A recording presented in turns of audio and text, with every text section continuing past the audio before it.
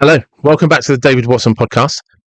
Today I spoke with Mike Rees, a chap that's actually been on before, and for his sins, he is running for the Wiltshire Police Commissioner role again.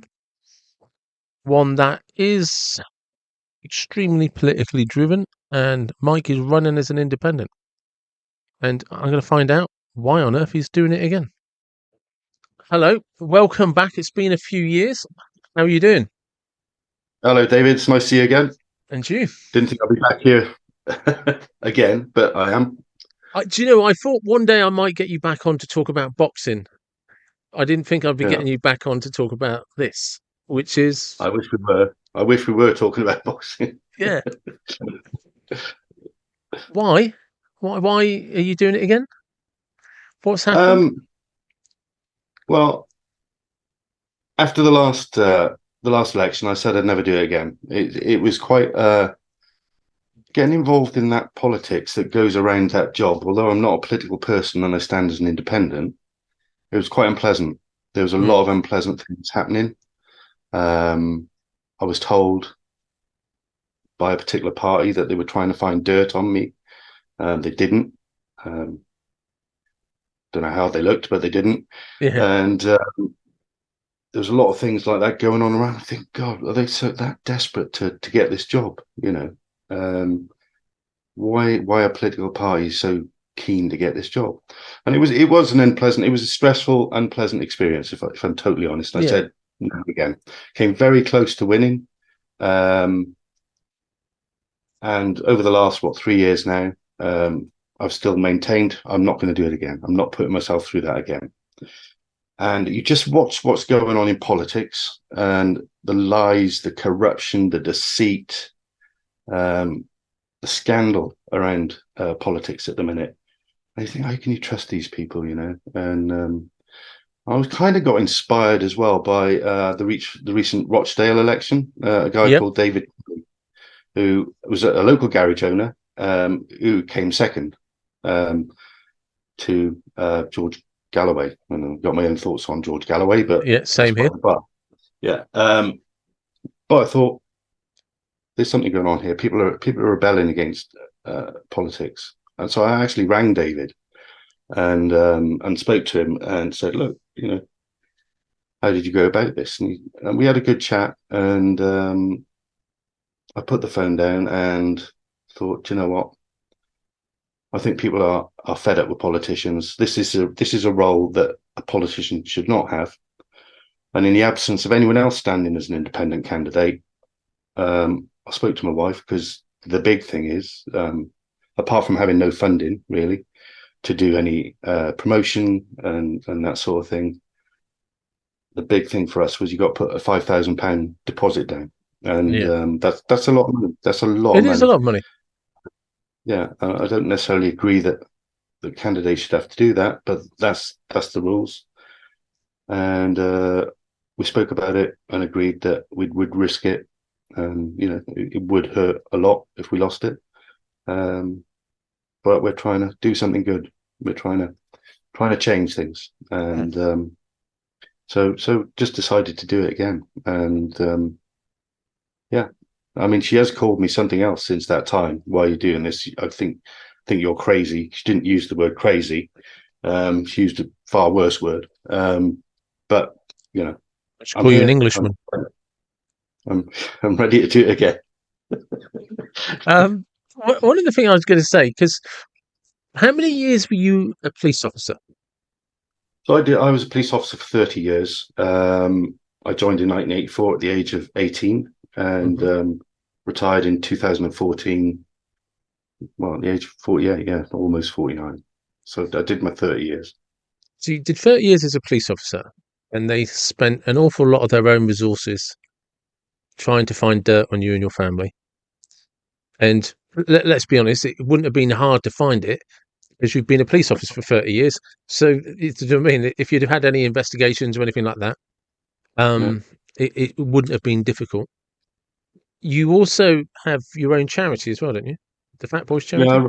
for the last 25 years, I've been running a children's cancer charity called Fat Boys, Yeah. and Yeah, and like I say, it's our 25th year this year. We've probably raised £500,000 over the years. Mm. We started off as a local charity. We help kids all through the UK now. At Christmas time, Yeah. those dealing with cancer and leukemia, we buy them Christmas presents, and that's been a real success, And it's been a lot of work, but it's been a real success, and I've run that alongside my working life. And this is the thing. It's funny how the other candidates um, go to all of these lengths to try and like we just got to find something on you. No, we're not going to tackle you with policy. We're not going to Yeah, tell you why your policies are wrong. We're not going to tell you why our policies are better. We're not going to tell you how we're going to improve the system, how we're going to help policing in the community, how we're going to make policing more efficient, sort out these closed stations. Where's the money gone? No, none of that. We're just going to find out if we can get some dirt on you to tarnish your reputation. and I'm, having been through it previously, I'm expecting that to possibly happen again. That I don't know, something might come along. None of us have been complete 100% angels during our lives, I suppose. And if you want to No, find no, something in I've some, always been public about the fact I'm an ex-offender. Do you know what I mean? I got into yeah, trouble 20 years ago. You yeah, know, it turns out 20 years is a long time. yeah. And and I know that some things are being said already. I know that I've been referred to as just although I'm an ex-police officer, and people are saying, some people will say that makes me more qualified for the job. Some of my political opponents have said that all I was a middle manager in a failing force. Now, I'd argue that. I'd argue that. Right. Do you think the chief constable is the one out on the streets making things happen?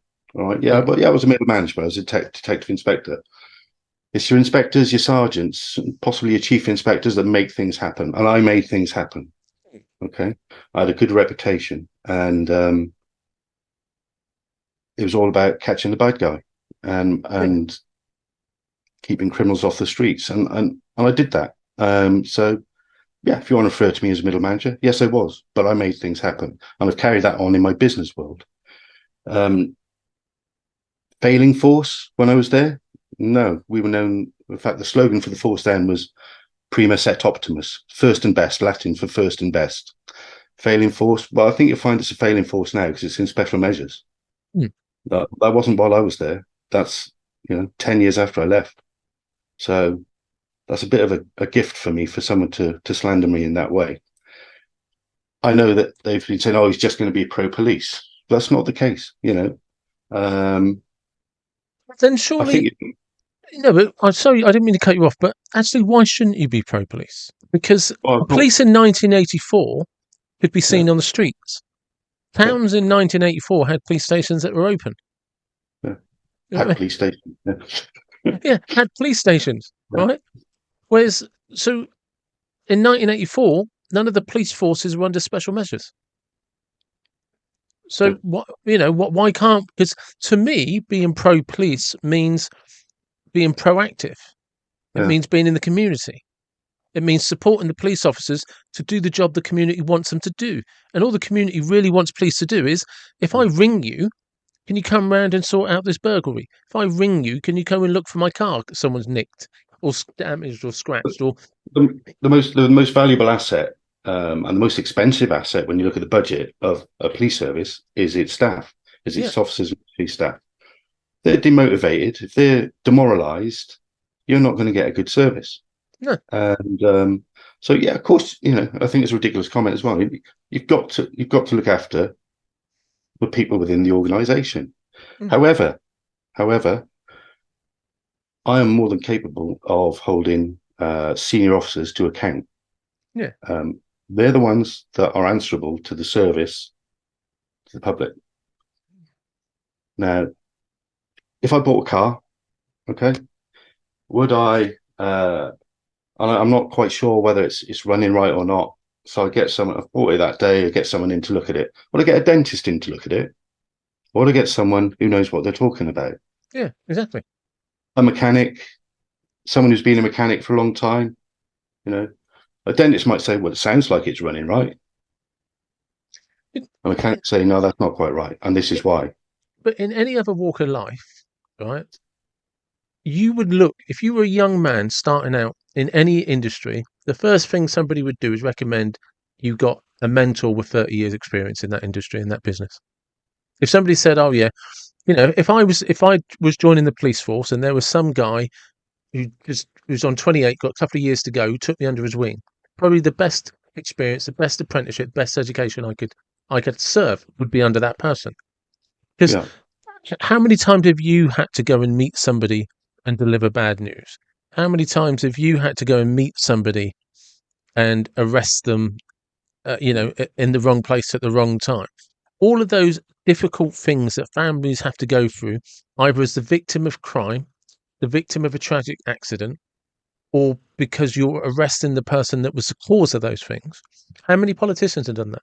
I mean, the biggest problem we have in this country right now is we've got Richie Sunak as a prime minister who's worth an estimated 700 million, telling people on minimum wage, don't worry, you'll be fine. The Tories are going to look after you. Because that prime minister is so detached from any, Yeah. he, I bet you when he was a kid, his pocket money was more than six figures a year. You know, Yeah. it's just like, It's like I say, I've got the knowledge, okay, oh, and I've been reading. I've looked at some, the PCC's, some of the documentation that PCC has put out. I've looked at meetings he's had with the police and crime panel, and he states in there, from memory, that Wiltshire Police are now offering value for money. Where's the evidence? Okay, you keep increasing the precept. Where's the increase in the quality of service? yeah, Now, I can't see any evidence in any document that shows that they are offering value for money. Similarly, the chief constable recently said that after a year in post, it's in a far better place. mm, Where's the evidence? Because that's not what I'm hearing from people that are still working within the service. That's not what I'm hearing from the man down the pub or the lady in the shop. People are not happy with the service they're receiving. And the force is in special measures. Whether it's going to come out of special measures anytime soon, I don't know. But they need to be held to account.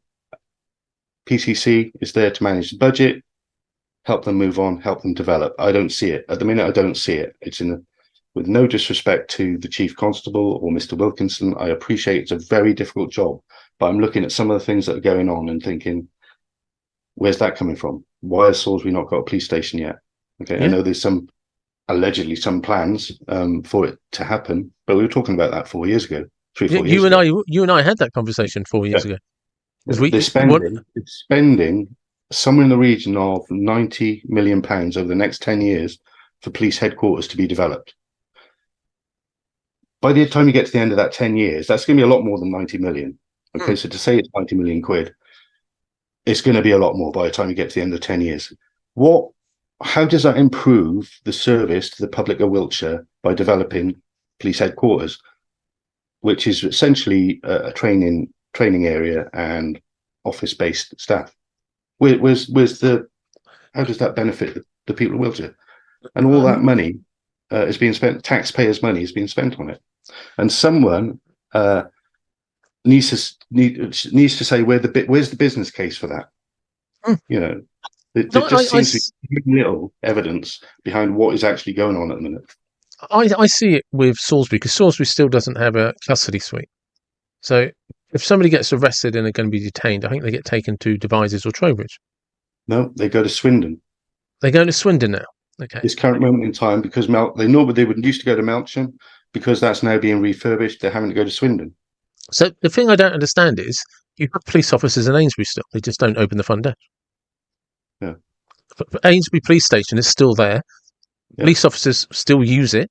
I know that because when I had to last 3 years ago, a friend of mine died and I had to go and get the keys because I ID'd the body and stuff.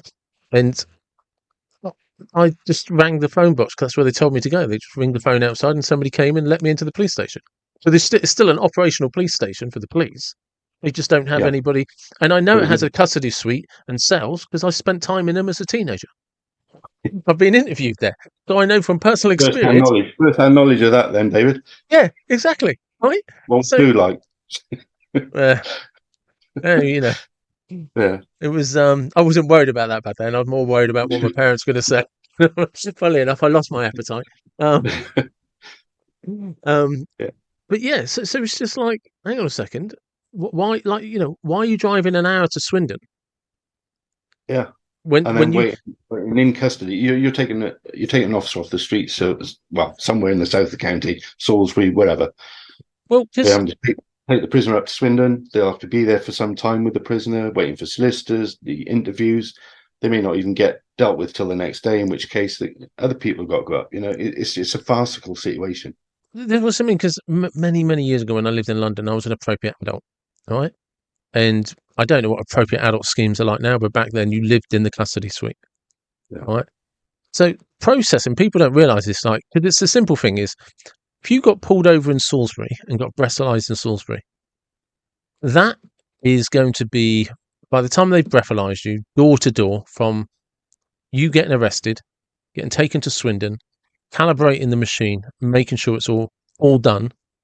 That's probably going to take 2 hours from the moment you failed the breath test, because you're then going to be read your rights, car secured, formally arrested. Then and they're not going to hit blues and twos to get you to Swindon. They're going to drive normally, right? Yeah. And that's if they don't send somebody to collect you, right? So you can't tell me police officers aren't looking at that thinking, yeah, you failed your breath test, but it's not worth taking you to Swindon because you'll probably be clear by the time we get you there. Well, it's I understand that one of the reasons for not putting a custody suite in Salisbury is now is the lack of the figures around arrests don't justify it. Well, they always used to justify it. You might find that those figures have dropped dramatically because officers are now deterred from arresting people because they know they're going to have to go to Swindon. They're going to be off the streets. It is a completely farcical situation. I And has remember when been. you had the police station open on Wilton Road in Salisbury. Yeah. The front desk was never empty of people in there with inquiries, asking about things, reporting things. And like you said, if I'm a police officer and I know I arrest you and it's going to be an hour from Salisbury to Swindon, traffic permitting, Yeah. then I've got to process you, and then I've got and all that, right? And if I actually live in Fordingbridge, which is half an hour from Salisbury, that's an hour and a half from Swindon, and I Yeah. know that I'm going to finish my shift in Swindon, and then I've got to drive an hour and a half home. Yeah. Nah, I'll do everything in my power not to arrest you. Exactly, and that might account for the fact that the prisoner rate is just fallen. Yeah. And when the police station was there, that wasn't an issue. No. I understand. Sometimes if you just want to take someone to an interview room, they have to be booked in. I understand there's only one room in Salisbury you can do that. It's just ridiculous. Well, my understanding is there's no custody suite. And for people that don't understand what that means, that means the custody suite is actually where the detention cells are, so people can temporarily be held in remand until court on Monday morning. But it also means that that's typically where the processing centre is for when people get. Is that correct? That is correct, isn't it? That's where if people are arrested, they go to a custody suite. Yeah. Yeah. And for anyone else, that just means the cell. Yeah.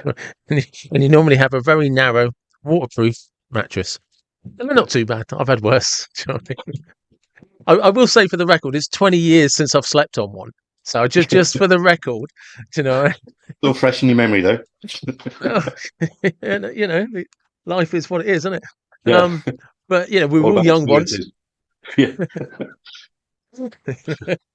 um, and yeah, and but that's the thing. It's an important part of a police station, because if you've got a processing centre in your town, in your city, well, then you also have that hive where the police are acting from a central space, and everything is going in and out of that custody suite. You'll have your custody sergeant, the inspector, and everything is going through that with a chain of command. Because if you're based in Salisbury, you can't tell me. Well, I'll find it hard to believe that if you go to Swindon, you're welcomed with open arms. Because there's got to be station rivalry, different because you're under different budgets, different inspectors, different sergeants. I'm not saying people are going to screw you over, but it's not like your lockers there, is it?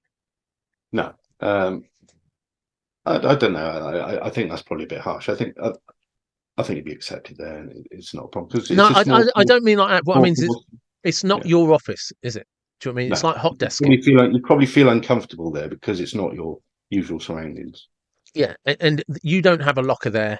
It's Yeah, not where you've left your coat. Do you know what I mean? It's yeah, not where your civvy clothes are. And you're going to get there, and you've got to learn who everybody is because yeah, you're going to come across other officers who are probably also coming to Swindon from somewhere else, yeah, and you're never going to come across a familiar face. I mean, when you and I were talking at the beginning, one of the things that like like you in your role, right? You win the election. There's nothing a constable's going to tell you that you haven't already done or seen, yeah, you know. And but if you're in the same custody suite with the same group of sergeants, you're going to build that relationship where mentorship comes from, where a sergeant does pull you up because he's a little bit more invested in you because he's seen you 5 times already this week because you go yeah, through the same door as he does. You work in the same shift patterns. He's the one that's got to make sure you've done your paperwork correctly. But yeah, when you're just in like a hot desking situation where nobody gives a shit whether you're coming or going or even knows if you're coming or going, that's the other yeah, thing as well. I mean, accountability goes out the window when you've actually got no one to hold you accountable. yeah. And it would appear to me that they're not being held to account, Mm, and so saying I'm pro, going back to the pro police thing, yeah, I mean, I've been there, I've done it, I know what they're going through, I know what it's like to deal with a rape victim, I know what it's like to deal with a rapist or interview a murderer. I've done all that, um, so I can see what they're going through, and I can understand how they're feeling, and mm, understand why they're demoralised. Um, you look at the leadership, and this is not true of all the leadership. There are some good leaders there, but there are also some there that I would not class as true cops, yeah, admin admin people, pen pushers, I would call them, yeah, yeah, and they don't look after their staff. A lot of them do not look after their staff, and that's a real important part of motivating your workforce. You've got to listen to them and act on what they're telling you. And it would appear to me that you've got a demoralized service. Um, and when they're like that, a happy workforce is a productive workforce where they're in special measures. That says a yeah. lot. And that's the thing. I don't understand why. And this is a good example of politics to throw out a phrase like, "Well, because you're an ex-copper, you'll be pro-police." What? Mm. So you're asking me to vote for somebody that isn't pro-police? Why would I vote for someone that isn't? I want somebody who's got the forces back. I want somebody who's going to say, "Look, you're in special measures.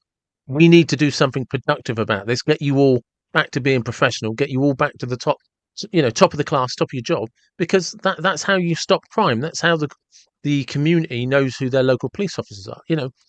I've looked through quite a few documents in the last few days, public documents from PCC and uh, chief officers. And if you pardon the phrase, it's a thin veneer of bullshit.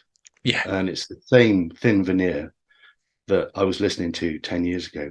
Mm, Um, I go back to the second-hand car where the dentist says, well, it sounds like it's running all right. That'll yeah. be a politician who doesn't scrape beneath the surface or know where to look.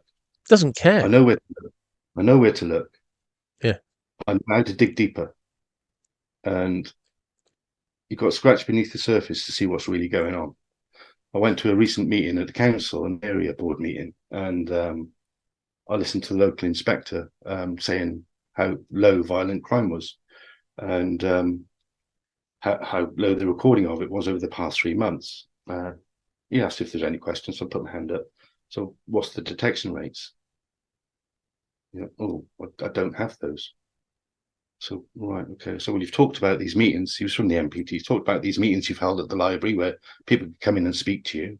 I said, personally, as a member of the public, which I am now and have been for 10 years, I'm a member of the public. I really don't care how many people you saw at the library last Saturday. What I want to know is, my house gets burgled. Are you going to turn up? Are you going to investigate it? And are you going to catch the person responsible? And have you got those figures? No. And if you look, you try and find detection figures for the force, and you can't, or they're very, very well hidden if they are available. But I've tried several options, and various other people have tried to get detection figures for the force. They're not available, and that's not acceptable. How do you measure performance? That's an important thing for me as a member of the public, and how your police force is performing.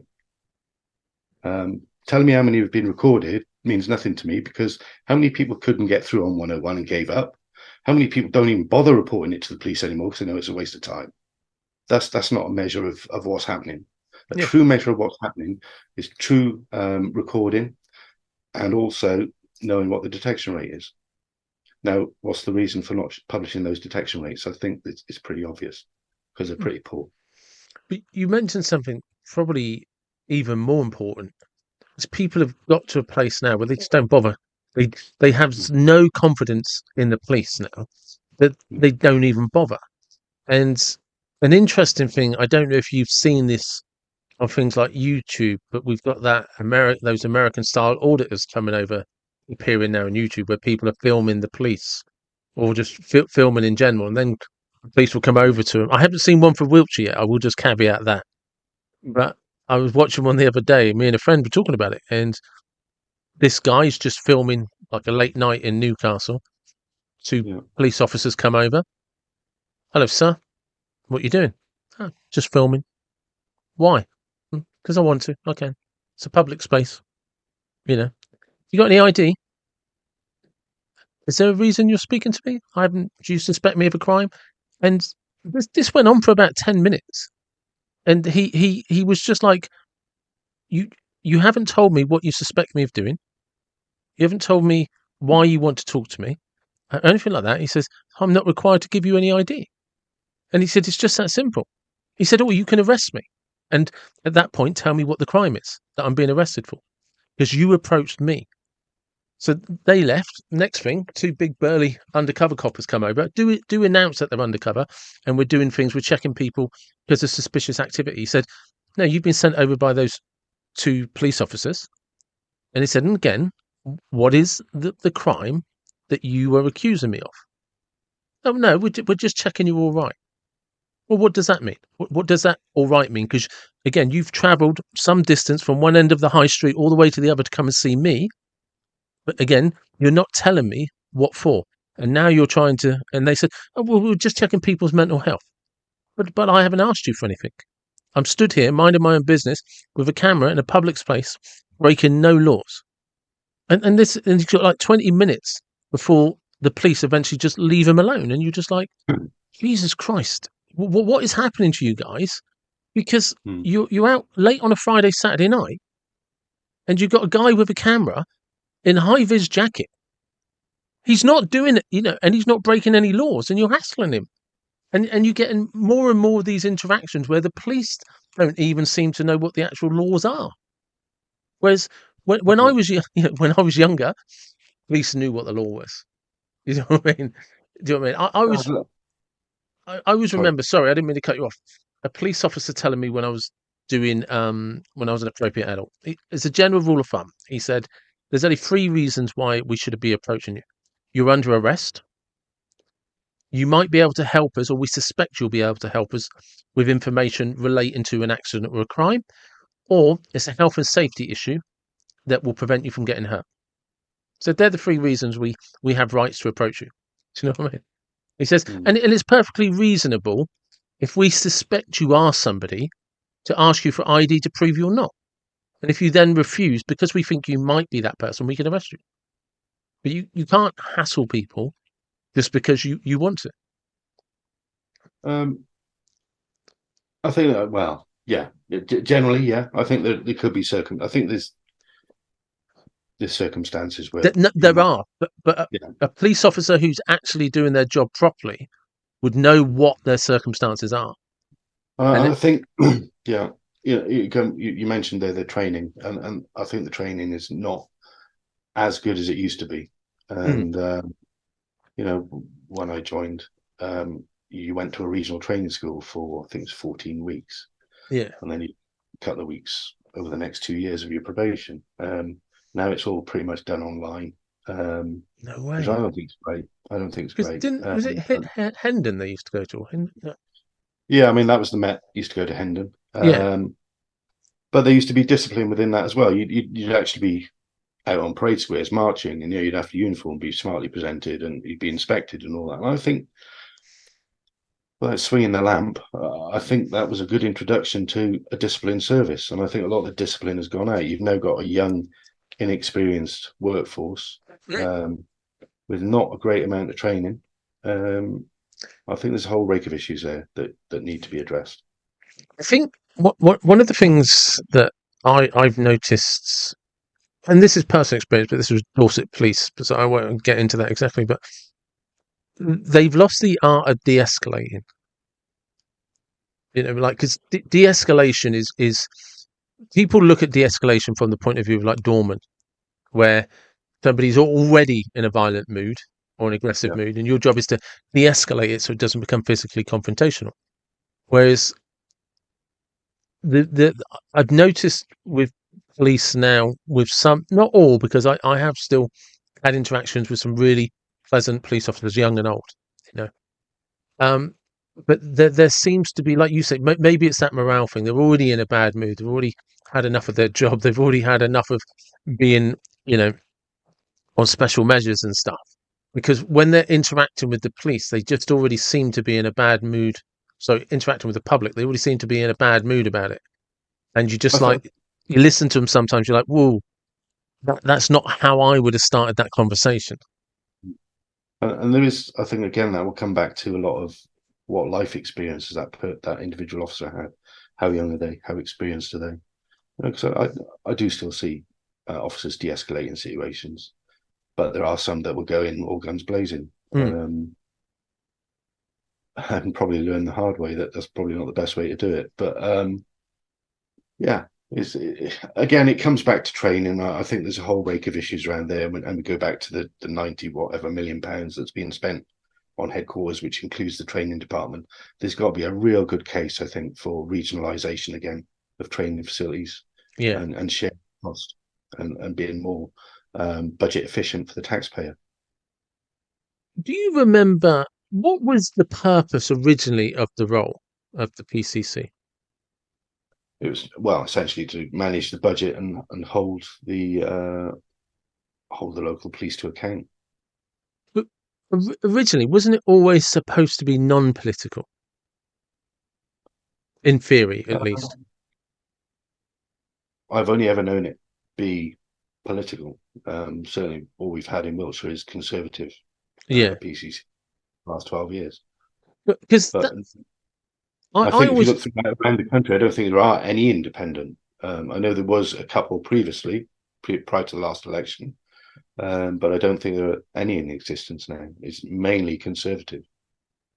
And if I was looking through some of the political scandals there've been, and there's I noticed there's quite a lot of the whips, the conservative whips, that mm, had the whip taken off them, and a few of those were scandalous, sex scandals or whatever.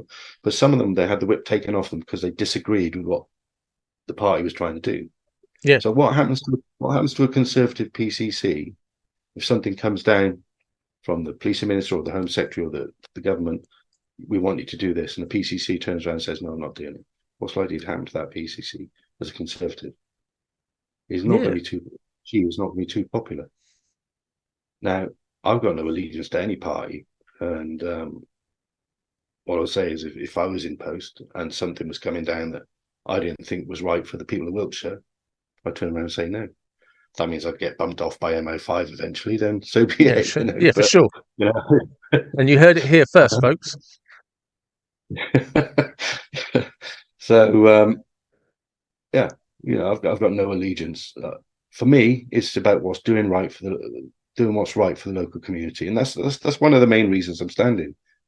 Because what's happening now, it's not serving the people of Wiltshire well. So, because one of the things about Wiltshire that's quite diverse is we actually do have, Swindon, although it's not technically a city, it's certainly as big place as any city you'll go to, and certainly as diverse. You've got Salisbury City, and you've got some big towns like Trowbridge, Devizes, Amesbury. Then it's also rural countryside, isn't it? So, and we have problems with things like hare coursing. You've got the foxes and all of that. So, how do you kind of manage all of those different things? Well, I know they've set up the rural crime team. Whether that's a solution to rural policing or not, I don't know. Fox hunting's been quite a big issue in recent years. In fact, I regularly get asked what my view on fox hunting is. Well, I'm an animal lover, and Mm. I recently lost my dog, which was heartbreaking. But the bottom line is fox hunting is illegal. Yeah. It's illegal, and it has to be policed fairly. So, I've got no issues with people that want to protest against fox hunting. It needs to be done peacefully and lawfully. However, on the spin side of that, any the people associated with what they call trail hunting or drag hunting or whatever, who are riding quads whilst under the influence of alcohol, or driving vehicles under the influence of alcohol, or driving in a dangerous manner, assaulting protesters, no insurance, all those sort of things which seem to go on and get ignored, they need to be dealt with. And I think that's a little bit scandalous that they're allowed to get away with that. So that needs to be policed as well as protesters. It needs to be done fairly, without fear or favour. Neutrality is really important. Just, But going back to my view on fox, I mean, I don't get it. Any person, how can a person get any enjoyment or thrill out of seeing an animal torn to shreds by a pack of dogs? You've got to have some inadequacy in your life. For me, if you get thrill out of that, you've got to be inadequate in some way, either physically, mentally, or sexually, or whatever. There's some sort of inadequacy there that you get a thrill out of that, and it's illegal. Most of the public are against fox hunting, and that's my view on it. yeah, I think with fox hunting in particular, because I remember fox hunting a lot when I was growing up, and I grew up kind of very rural. Do you know what I mean? We had pheasants, we used to go ratting and stuff like that with dogs and stuff. And I've never been fox hunting, and but there seemed to be a transition in like growing up in the countryside like I did. Foxes were always just tarnished as vermin, Mm. and then kind of things. I guess it's things like Fantastic Mr. Fox and stuff like that, and stuff like that, and how they're played like Basil Brush and stuff like that. They start getting humanized. So Yeah. you've got like you said, like you and I are probably in the same category that we kind of have a level of respect for foxes. And, like you said, we're animal lovers. You and I have actually spoken in the past about our passion for our dogs. you Yeah. know, and foxes to us are just the same as dogs. So if you're attacking a fox, it's just like attacking a dog to you and I. And I'm not defending fox hunting. Do you know what I mean? I'm not pro fox hunting or anything like that. But I do remember that back in the day, I used to go to school with a guy who was the master of the hunt, and Mm. foxes were just cockroaches. They were just wasps. It was just vermin. They just did not see them as the same species as the very dogs that they were using to hunt them down. They just completely just different. Because you were saying about why is it that they're able to do it? Because they're just Yeah. not in the same category as a dog to them. They're not in the same. They treat badgers the same. Do you know Yeah. what I mean? They I don't they don't see. They're not placed in that category. They're brought up in a particular way that there's a culture enriched with these animals are just a pest. They're disease ridden, and it's every negative connotation that can be thrown at them, which then supports their worldview that no, they're just vermin, and Yeah. that's all they are. And how they die is irrelevant. if you want to dress up and go ride a horse around the countryside, I've got no issue Yeah, with that.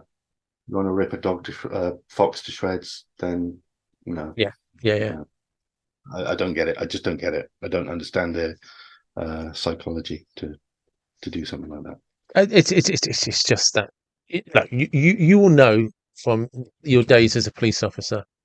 There are some people that can do an awful lot of harm to someone else, and while they've still got blood on their hands, ask you for do you have sugar with that cup of tea? Because they just don't think of, they just don't have that level of remorse. They just don't. Yeah. It just doesn't belong to them. They don't have it. Whereas you and I'll feel guilty if you haven't got biscuits when I've invited you around for a cup of tea.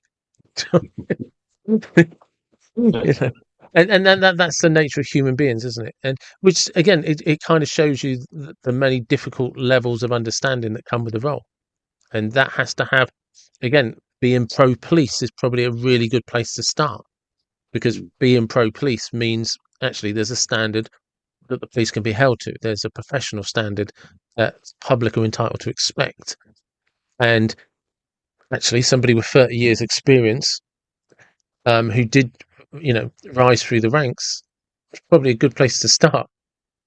Mm. It's I've been gone 10 years, and I'm still passionate about the police service and the service they provide to the public. I hate it when I hear tales of bad service, Mm. and I understand what the officers and the police staff are going through. It's really hard. The resources are, they're lacking resources. The demands, the huge demands they have to face on a daily basis. Mm. Um, There's a lack of and direction, a lack of leadership as well. It's just not there. there is a big problem with leadership, And and I think they focus too much on data and performance than actually doing the job. well, here's something else that, like you and I were mentioned before we started recording, and about and mentioned when we just first started recording, that I thought I'd have you back here to talk about boxing, right? But because you run a boxing gym again, and that's taken in young lads, young girls, and it's about leadership, Yeah, discipline, teaching people yeah, to handle life under pressure. Getting punched in the face is pretty hard to deal with, especially in front of a crowd. yeah. And when it hurts, we've all been there when you're feeling a bit cocksure and you get punched in your face. Like, didn't look like you could hit that hard. Yeah. Everyone's got a plan till they get punched in the face. Yeah, exactly. Thank you, Mr. Tyson. Do you Yeah, know what I mean? And yeah, so again, they're all things where, again, and I appreciate, I am somebody that is is trying to do his best to help promote you as well, but there are genuine reasons for that. You run a local community boxing gym. It's not like it's a huge profitable organization that enables you to go on holiday in Barbados. You know, it cost me a lot of money to do it, yeah, exactly. Do you know what I mean? and the other coaches there, and Yeah, people, it's that constant giving up your free time to make your community a better place.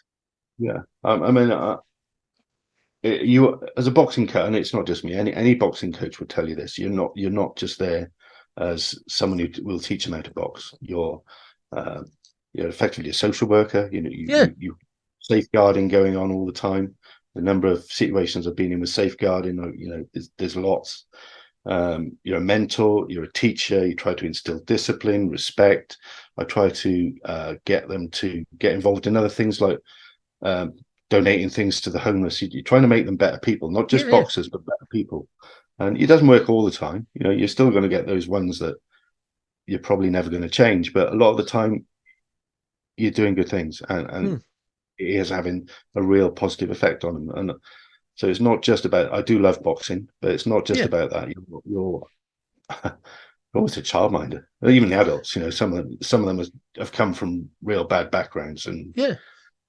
you just take them on and form a relationship with them. And I can talk to I can talk to people from any background, and the good thing with the boxing gym is you do get people from all backgrounds, and they interact, build their respect, and it's just a fantastic environment to be in. Um, and I've done it now for what 7 or 8 years as the head coach there, and loved every minute of it. My And wife rarely sees me now, She's But I never think, been happier, ladies and gentlemen. yeah, I know. Do you know, I was trying to think of the phrase, but that's it. Yeah, she loves it. She loves the fact I'm never here. So Yeah, but it is, isn't it? Because you take them through from all ages. yeah, There's, and like you say, it's not just about learning the skills of boxing. It's about the discipline of anything that you're trying to achieve. And no matter how much effort you put in, you might come up against an obstacle that requires you to dig deeper. And yeah, and not just that, like you say, you also then look. There's more going on. We got this community within the gym, and actually, there's a community outside that we can help as well as an organisation. And because didn't you also start doing some was it for Parkinson's, or you were helping? yeah. So yeah, I do. So every Wednesday now, I run a class for people with Parkinson's. Hmm, Wednesday afternoon, and again, more community stuff. yeah, I started that summer last year. Two people turned up, and you kind of thought, well, "Where's this going?" I was a bit nervous about it because what are they capable of? What Hmm, what? So, and I was kind of making it up as it went along, really. But now that it's really successful, and we've got at least a dozen people there every week, yeah, and and again, it's community, isn't it? Somewhere for them to go, something for them to do. and it was the first one in the UK, as far as I'm aware. And now I know it's spreading, which is what I wanted. I wanted it to spread throughout the country so that Hmm. people would benefit from this. Yeah, it's been brilliant. And so it's just like, I mean, taking that phrase pro police, or is it just um being pro community, and that requires you to be pro police? I've always been, even as a cop, I've always been fair with everyone, and I grew up with, I come from a council estate in Wales, and I grew up with a lot of people who ended up in prison, and they were friends, and I still see some of them, and what's the phrase? It takes something to catch a takes a thief to Yeah, catch yeah, a yeah. thief. Yeah, it takes one to know one. So I can talk to people at all levels, and I don't judge anyone from where they came from. I came from a poor background. Um, I get really irate when someone belittles someone because they live in a council house. Yeah. That will really upset me. And Do you remember the I've done all right. I've done all right for a fat lad. So Yeah, I'm with you on that one. Do you know what I mean? So, do you remember the Sharps War with Sean Bean? I never watched it. I do remember it, but I never watched it. Yeah, There's a fantastic scene in that I always remembered, where he's only a lieutenant. So he started as a private, becomes a sergeant, saves the Duke, so the Duke gives him a field commission. You can tell I watched this program more than once. Right? Gives him a field commission, and he then gets sent off as lieutenant to to take charge of a company, a small company of the chosen men. And yeah, he turns up, and they're just the roughest bunch going, right? But they are skilled. They're ex poachers, ex thieves. But nobody can control them. And one of the things he points out to them is he says, "I'm one of you. I'm not an officer. None of them would like me. None of them would have me. I'm one of you. Every trick you've ever done, everything that's dirty, I've already done it. And no matter what you think you know, I was one of you. And there's yeah, nothing you've done that I haven't." And that's the problem with politicians. They haven't they've never had a job in the newspaper shop. They never grew up on a council estate. They never started the police force in 1984 as a PC with a Welsh accent in England. never been, never been in a pub fight or Well, you yeah, know dealt, exactly. dealt with sexual assault victims or No, domestic violence victims. I've done all that. I've done all that. I know what the victims are going through. I know what the offenders are like. I know what the police officers have to deal with. So I do have a real good understanding. yeah. That doesn't mean I'm going to be pro police, but at the But end of the again, day, I'm going to kick back. If yeah, you're not going to be like pro police, pro police surely has to be getting police back into the community. And I don't mean like on the street. I mean where people actually realise the police are part of your community. Because I think the thing, especially with all these police stations that shut, people no longer feel they have the police in their I think community. I think when people say it, that I'm going to be pro police. I think alluding to the fact that I'm just going to let them do what they want to do. Mm. I think that's what they mean. And that's Yeah, not I the know what case. they mean. I'm just pulling apart their bullshit. Do you know what I mean? And it's fucking stupid.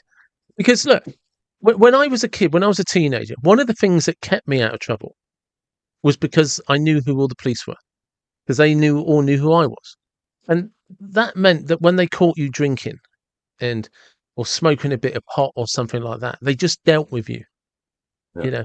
Or when you were 14 and it was 10 o'clock at night, David, why aren't you at home? What are you doing? Do your mum and dad know you're out? You know, are your mum and dad on shift? Are they on late shift? Is that why you're still out?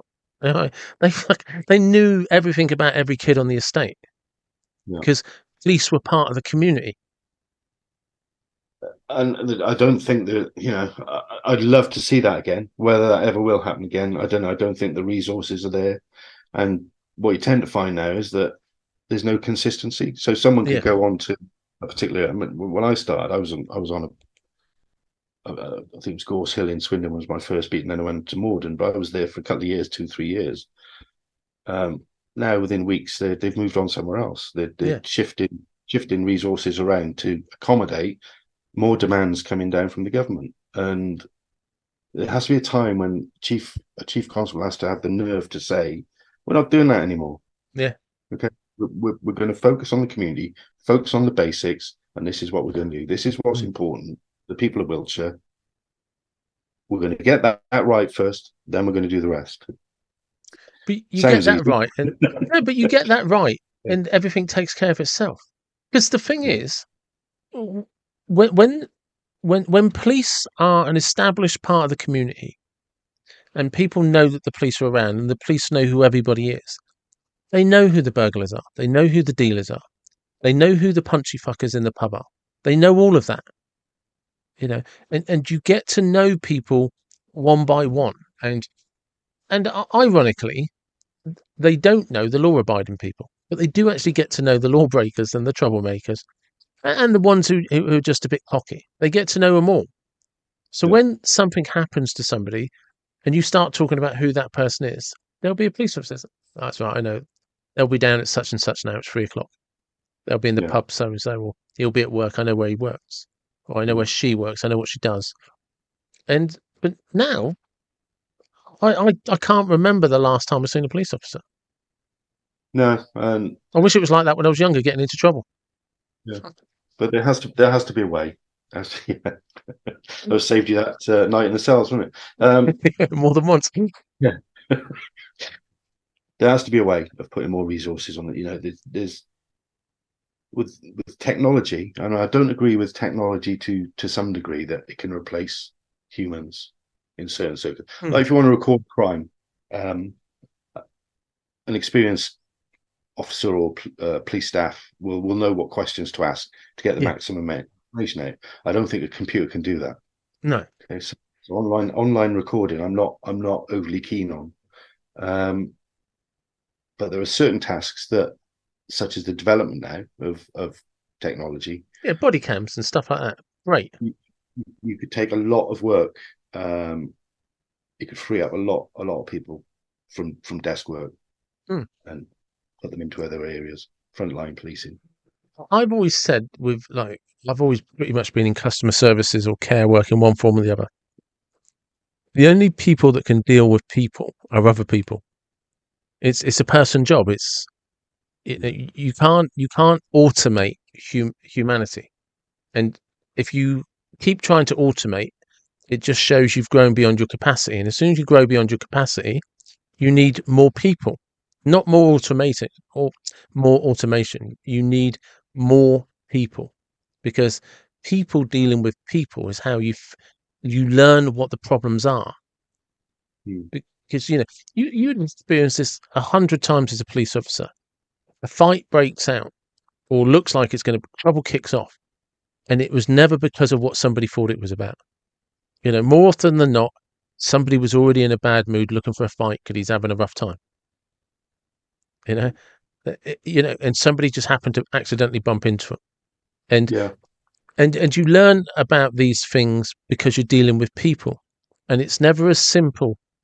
This happened or that happened, you know, and there's often And those small moments, those little interventions of just actually common, suicides. Whenever you got suicides or stuff like that, it was always the things that people missed because nobody was listening. Yeah. All right. Yeah. The more The you signs automate, were generally there. the more you automate and the more you try and make it online, the more you try and make it over the phone, the more you miss. Whereas, like I said, pro community police that are just in the community, and that can be whether they just turn up at schools or whatever, just driving around it, Yeah. But it's Yeah. it's how you serve the community, and that's what they're supposed to be there It for. makes people feel safe. If nothing else, it makes people feel safe when they see police officers driving around, walking around, whatever. Yeah. You know, I went to Spain a few weeks ago, and even in a small town, there's a big police station. And Mm. you know what the reputation of Spanish police are like, isn't it? Yeah, Pretty like cigars and guns, isn't it? Um, we're supposed to be the best police force in the world. Yet Salisbury, one of our main tourist yeah. centres, it hasn't got a police station, Mm. and it's just I don't understand it, and that needs to be resolved. Rather than talking about it, that seems to have been happening for the last 4 years. It needs to be progressed. It needs someone who can make things happen, and that's what I do. So, on that final note, where do people find you, and when do they have to go and vote for you? So the election's on the 2nd of May. Um, you should get your polling cards through the post. I If you have should, had mine. and I do have a Facebook page, Mike Rees, independent candidate for Wiltshire PCC. I didn't bother with a website this time because basically couldn't afford it. And if I'm not going to lie, No, and but we are trying to raise money. This again, I didn't want to do this, but my supporters have really generously donated to try and get some leaflets together. Whether we'll get to a point where we've got enough, I don't know. But if you look on my page, there's a GoFundMe link there. But ultimately, I've got no issue with any of the other candidates. I'm not in here to slag them off. They can say what they like about me. I'm just here as the alternative option to a politician. And if I don't get elected, I'm not going to lose any sleep. I'll tell you that now. yeah, I'll still be carrying on with my businesses, with my boxing, and having a great time. So, the choice is for the Wiltshire Republic. I'm just here as another choice for you, a non-political, independent candidate for the Police and Crime Commissioner for Wiltshire. And I wish the other candidates all the best. Mike, thank you very much. Thanks very much, David. Nice talking to you again. And there you have it. That was Mike and his reasons for going again for election. And I wish him all the luck because Wiltshire could definitely do with somebody independent with some new thinking. And as always, thank you very much for listening. And wherever you are, whatever you believe, please take care and be blessed.